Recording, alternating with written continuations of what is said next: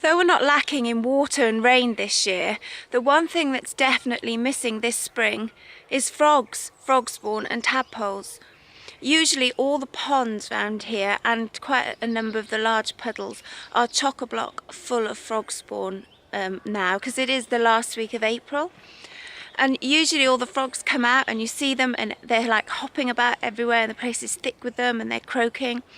Well, we've got hit very badly with the beast from the east, and they had started to come out of hibernation and you'd see them hopping about, and then they all of a sudden completely disappeared. And then we had the thick snow which lay on the top of many of the ponds for weeks and weeks, and we kept thinking, oh, once the snow's gone all the frogs will come back, but they haven't come back, and there's no frog spawn. And sadly, a lot of my neighbours around here have found lots of dead frogs in their gardens. So they obviously came out of hibernation and then it was just too cold and they died, and they haven't left any frog spawn behind.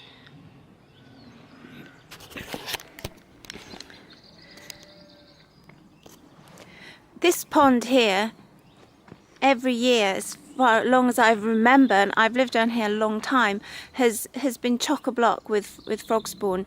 You wouldn't think any of it survives, but it does, and they all turn into tadpoles. And then every spring we have frog rain, where we get sort of masses of frogs all hopping back to this spot, usually at night when it's wet, and the noise is amazing, and they lay all their frog spawn. Well, they haven't been here this year. Apart from the odd hopping frog, which doesn't seem to have laid anything, there's been nothing at all. The only thing that happened after the snow is I did see a couple of dead frogs sadly floating in here, but that's been it.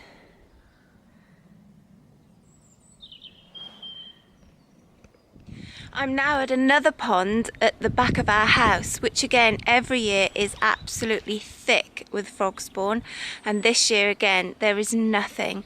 I did notice just before we had one of the big snowstorms there was a very small little pile of it in one corner, nothing compared to what we usually have, but there was one small sort of little bit, and then the snow came and then that completely disappeared too.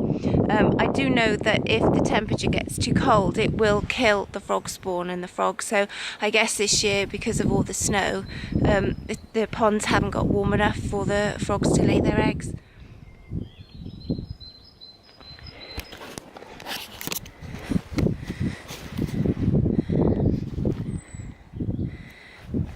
Here we go, a tadpoleless pond.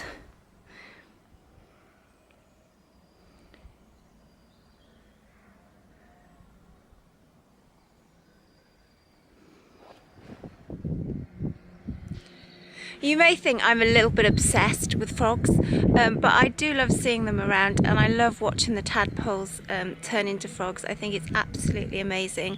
But from a practical point of view, they're also very much the gardener's friend, as they hop about the garden at night and eat lots of slugs. So I'm predicting that because I'm going to be frogless this summer, I might have quite a slug problem on my hands to deal with.